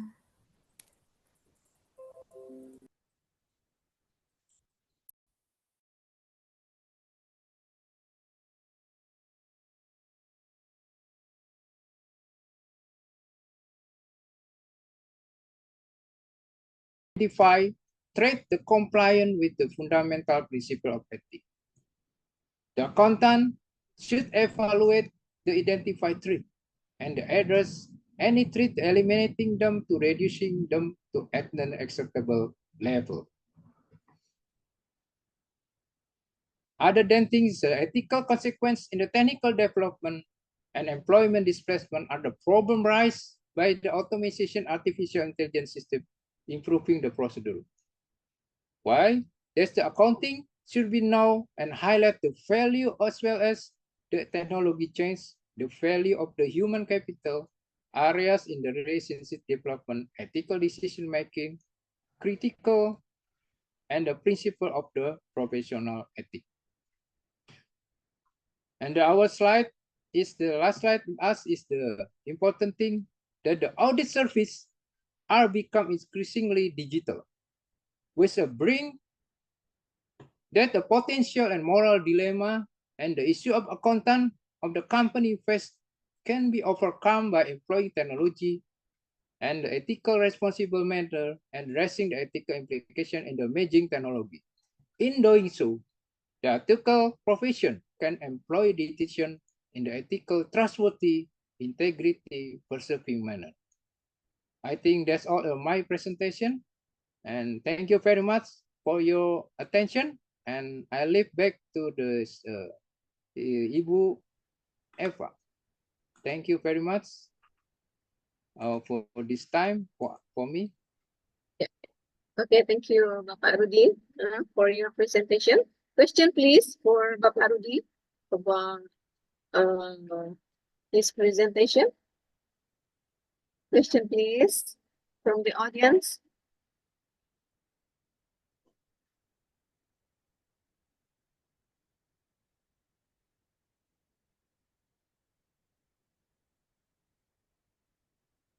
Okay, thank you, Bapak Rudi, for your materials for presentation today. There is no question. Oh, wait. Ada pertanyaan, Pak? Please From welcome. Ibu Sri. Ya, dari Ibu Sri di UNP. Dengan adanya perkembangan IT ini, memungkinkan audit dilakukan secara online. Apakah ada syarat yang perlu dipenuhi untuk audit online ini, Pak? Ya, terima kasih atas partisipasinya, atas pertanyaan yang diberikan. Can we speak in bahasa, Bu? Oke. Yes, please. Ya, terima kasih. Jadi kalau dilihat perkembangan teknologi yang sekarang ini sangat pesat, ya, online itu suatu keniscayaan. Jadi audit ke depannya akan mengarah kepada online basis. Namun ada beberapa hal yang memang harus ditempuh, harus dilakukan dengan cara physical dan observation. Kalau kita bicara 7 audit prosedur yang kita miliki, itu ada 2 yang harus kita lakukan. Observation. Jadi observation tetap harus dilakukan. Misalnya kalau perusahaan itu memiliki aset, ya, aset fisik, ya. Kalau dia punya aset fisik, misalnya dia punya tanah yang luas, kebun yang luas, dan bagaimana tanah itu bisa dipergunakan, nah kita harus site visit, harus datang, harus lihat observasi, benar-benar ada nggak aset. Karena kalau kita dengan waktu kita melihat dari situasi sekarang ini, ya kita nggak mengalami pandemi lagi ya. Kalau waktu masih pandemi, kita masih memperbolehkan menggunakan video conference ya untuk melihat aset tersebut. Tapi dengan setelah berlewatnya dalam pandemi ini, kita observasi tetap harus dilakukan. Karena itu memberikan persyaratan yang utama yang harus dilakukan ketimbang kita harus melihat dari video. Saya kira itu mungkin bisa memberikan jawaban dari pertanyaan Ibu. Tadi Ibu siapa? Mohon maaf. Terima Ada kasih. Ibu Sri, Pak. Ibu Sri ya. Oke, terima Iya. kasih Ibu Sri atas Oke. partisipasinya. Nah, udah dijawab sama Ibu, Pak. Terima kasih, Bapak. Ya. Ya, silakan. Bisa share screen kembali untuk dokumentasi tadi kita belum dokumentasi. Iya. Ya, slide pertama, Bapak. Oh, sorry, sebentar ya. Saya coba share screen-nya. Yang di judul ya, Bu ya? Iya, Bu. Ya, sebentar saya share screen sebentar ya.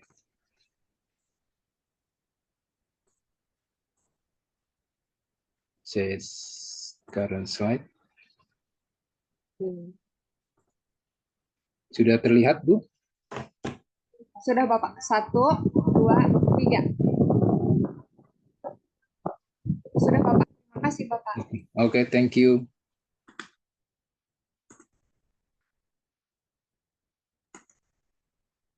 Yep. Is there any other question to Bapak Rudi from our audience?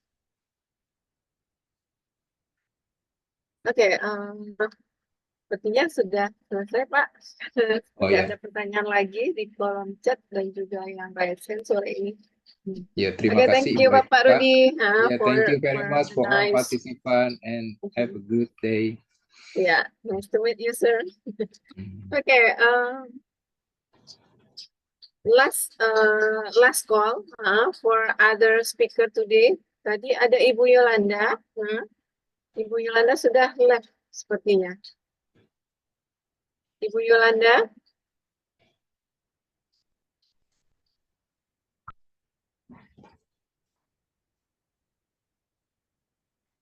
Ibu Yolanda ada?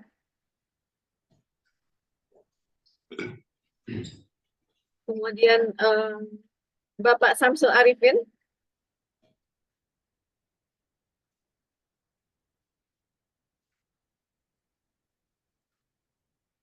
Oke, sepertinya tidak ada lagi Bapak Ibu. Oke, since there is the last presentation from Bapak Rudi, and I close this session. Before I close, thank you very much for all of the presenters here. There are many new knowledge I've got today and others audience got from the presentation. Before I close, I give you a pantun, ya. Bunga mawar ditanam Bu Bakir, dirawat bunga tersebut rawat dengan baik penuh kasih. Cakep. Sesi keynote speaker 4 telah berakhir. Sampai jumpa dan terima kasih. Wabillahi taufiq wal hidayah. Wassalamualaikum warahmatullahi wabarakatuh. Waalaikumsalam. Sesi dokumentasi dulu. Boleh dibuka kameranya semuanya? Mau di Boleh, Bu, boleh. Ya, silakan Bapak Ibu.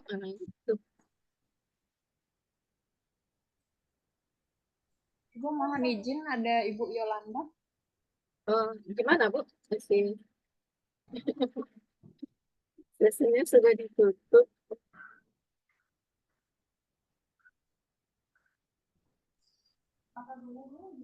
Waktu kita bagaimana Bu? Karena sudah udah lewat dari 17.00 tadi ya Bu ya. Sesi lagi bagaimana Ibu? Ibu Yolanda, apakah bisa Ibu?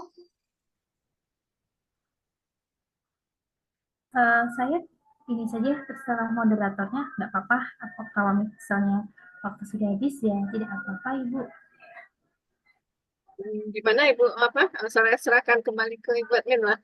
Bagaimana baiknya? Karena sesinya sudah ditutup.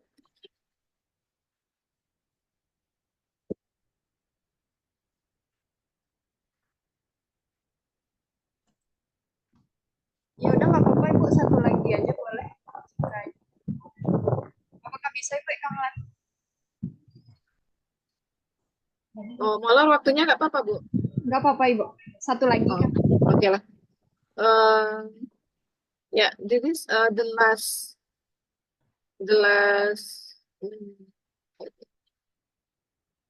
our last speaker, Ibu Yolanda Ardestia Linanjung, SSTMA from Sekolah Tinggi Ekonomi Pemuda. The presentation entitled Contribution of Indonesian Society for Increasing the Spirit of Creative Economy. Yes, please Ibu Yolanda. Thank you for the opportunity. Ibu Yolanda mau izin. Ini nggak kelihatan Ibu, nggak usah pakai virtual background aja Bu kalau gitu. Bagaimana? Ibunya tidak terlihat. Ibu menyatu dengan. Bisa mendengar Bu saya? Maaf Ibu, Ibu tidak terlihat foto tidak tampil tidak tampil di zoomnya wajahnya. Tidak usah pakai virtual background Ibu. Iya, kami sarankan tidak pakai virtual background saja Ibu. Oh baik Ibu, ini langsung saya share screen saja ya Bu untuk materinya. Gimana Panitia? Saya share screen saja langsung ya Ibu. Ya baik Ibu, tapi Ibunya tidak kelihatan, tidak apa-apa. Iya. Tidak apa-apa Ibu, maaf ini untuk pengaturannya juga sedang ini ya bermasalah di laptop saya. Maaf sebelumnya. Ibu, silakan share Baik. screen. Langsung saja ya, maaf ini untuk judulnya ini saya ada revisi yaitu mengenai analisis SWOT sebagai persyaratan profesionalisme pebisnis UKM. Nah, maaf ya Ibu, saya revisi judul. Nah, jadi di sini berkaitan dengan pebisnis UMKM. Nah, jadi tahun 2024 merupakan era revolusi industri 4.0 ya. Revolusi industri 4.0 itu ditandai dengan kemajuan teknologi dalam berbagai bidang. Kemudian ada kecerdasan buatan dan konektivitas tinggi, kemudian ada intensitas data yang tinggi. Nah, selanjutnya apa kaitan dengan kita sebagai pegiat bisnis atau sebagai pelaku UMKM? Nah, di sini masyarakat diupayakan untuk selalu berpikir secara kritis dan kreatif untuk dapat menciptakan sesuatu hal yang baru. Dengan kekreativitasan yang kita miliki, maka akan meningkatkan kemampuan kita sebagai pebisnis. Jadi, dengan meningkatnya kemampuan, maka taraf hidup kita juga akan semakin meningkat.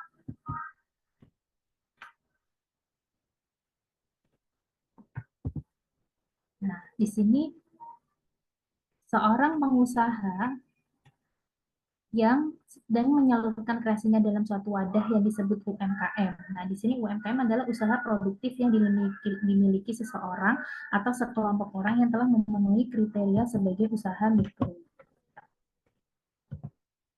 Nah, di sini ada kriteria UMKM, yaitu UMKM harus meliputi livelihood activities, micro enterprise, small dynamic enterprise, and fast moving enterprise. Nah, dalam dunia usaha, kita sebagai pebisnis harus mempunyai strategi yang tepat untuk menghadapi ketatnya persaingan tersebut. Namun, strategi tersebut juga harus dilandasi oleh etika bisnis yang baik. Tidak hanya untuk menghadapi persaingan, strategi bisnis dibutuhkan untuk berlangsungnya suatu bisnis tersebut untuk jangka panjang. Kemudian di sini analisis SWOT-nya adalah strengths, weakness, opportunities, and threats. Jadi strengths itu atau kekuatan mencakup semua kekuatan yang dimiliki, melakukan pendataan terhadap semua kekuatan yang dimiliki atas bisnis atau usaha yang telah dirintis dan kegiatan usaha yang berjalan sesuai dengan perencanaan. Kemudian, itu contoh strengths adalah lokasi toko yang strategis, pembelian produk bisa melalui online shop, dan melayani eceran dan grosiran. Kemudian W itu weakness, yaitu mencakup semua kelemahan, melakukan pendataan terhadap semua kelemahan yang dimiliki atas bisnis atau usaha yang telah dirintis, dan kegiatan usaha yang tidak berjalan sesuai dengan perencanaan. Nah, example-nya itu adalah packing kurang menarik, pembuatan produk memerlukan waktu yang agak lama dari hari pemesanan, dan pelayanan yang kurang maksimal. Kemudian dari segi opportunities adalah semua peluang atau kesempatan yang harus kita manfaatkan. Kemudian faktor-faktor lingkungan luar yang positif dan hasil dari kekuatan dan kelemahan yang akan menempatkan usaha kita pada posisi kompetitif. Kemudian dari segi threats itu contoh kemajuan teknologi, daya beli masyarakat yang tinggi dan mengikuti permintaan konsumen. Threats ancaman semua faktor lingkungan yang negatif. Kemudian faktor eksternal yang berpotensi menghambat kesuksesan bisnis dan faktor negatif dari lingkungan yang bersifat menghambat bagi berkembangnya bisnis. Contoh threats yaitu munculnya pesaing dengan jenis produk yang serupa, harga bahan baku yang terus meningkat, dan cybercrime. Nah, di sini ada matrix analisis SWOT-nya, ada strengths, weakness, kemudian strengths dan opportunities itu membentuk strengths, opportunities, weakness dan opportunities membentuk WO ya, meminimalisir kelemahan agar dapat memanfaatkan peluang secara maksimal. Kemudian threats itu daftar seluruh ancaman bisnis ya, strengths threats-nya memanfaatkan kekuatan untuk mengatasi ancaman yang ada, dan weakness dan threats itu meminimalisir kelemahan dan menghindari ancaman. Kemudian di sini ada faktor internal dan faktor eksternal. Ini merupakan contoh-contohnya. Dan sekian presentasi dari saya, Bapak Ibu sekalian. Demikian. Ya, terima kasih. Thanks for the presentation, Ibu Yolanda. Yes. Yeah. For the audience, would you like to give Ibu Yolanda some questions?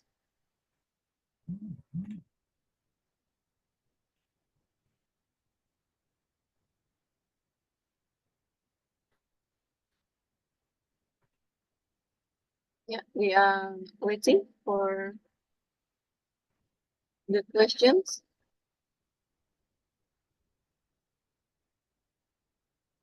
Okay, ada pertanyaan. Is there any question? There is the question from Ibu Sri in UNP, ya, di kolom chat Ibu. Seberapa penting SWOT untuk MKM? Ya, baik, saya langsung jawab ya Ibu Eka Melati. Jadi SWOT itu sangat penting ya. Seberapa penting itu 100% ya penting karena untuk menjaga keberlangsungan UMKM tersebut. Apalagi kita harus mengetahui dari weakness dan traits-nya. Karena weakness itu kelemahan yang harus kita ketahui dan harus kita perbaiki kelemahan tersebut. Kemudian dan T-nya itu traits, ancaman. Jadi kita harus mengenal kelemahan dan ancaman agar kita dapat bersaing secara global. Gitu. Kemudian langsung ke pertanyaan kedua atau bagaimana Ibu? Ya, lanjut Bu. Nah, apakah jika ini terlewat, bisnis jadi tidak berjalan dengan baik? Tentu, karena analisis SWOT itu sangat penting bagi UMKM ya, bagi pebisnis muda. Nah, ketika terlewat, maka kita akan bisa terkalahkan ya oleh pesaing-pesaing baru. Jadi kita harus mengenal kekuatan bisnis kita, kelemahan bisnis kita, kemudian ancaman dan peluangnya. Kemudian bagaimana dengan pelaku UMKM yang awal dengan hal ini? Kalau awam itu bisa dibuat matriks SWOT-nya Ibu. Jadi kita bisa analisis segi strengths-nya itu apa saja sampai dengan segi traits, nanti kita buat matriks dan kemudian untuk membenahi kelemahan dan ancaman itu kita bisa mengambil aplikasi nyata. Misalkan dari kurangnya teknologi kita bisa belajar teknologi 5.0 ya, seperti generasi muda itu bisa lebih memahami lagi tentang teknologi. Demikian Ibu. Ada pertanyaan ketiga nih Bu. Bagaimana dengan pelaku UMKM yang awam dengan hal ini? Oke, baik Bu. Jadi seperti tadi yang saya katakan, itu bisa dibuat matriks SWOT ya. Jadi kita menganalisis segi kelemahannya, kemudian sampai segi ancaman. Kita menganalisis dengan SDM lainnya bekerja sama, kemudian membenahi kekurangan tersebut dengan solusi yang akan dicapai. Seperti itu Bu. Ya, ya udah dijawab Ibu Sri Bu. Baik, terima kasih Ibu. Ya, terima kasih. Okay, thank you Ibu Yolanda for the simple ya presentation. Maaf karena tadi waktunya sedikit, nggak apa-apa. Saya maaf tadi terlambat, sudah izin ya. Ya, thank you Bu Yolanda, Yes, and thank you for all the best speaker today for the material, and see you. Bye bye. Assalamualaikum warahmatullahi wabarakatuh. Waalaikumsalam. Bye bye. Waalaikumsalam. Terima kasih Bu. See you for the next session.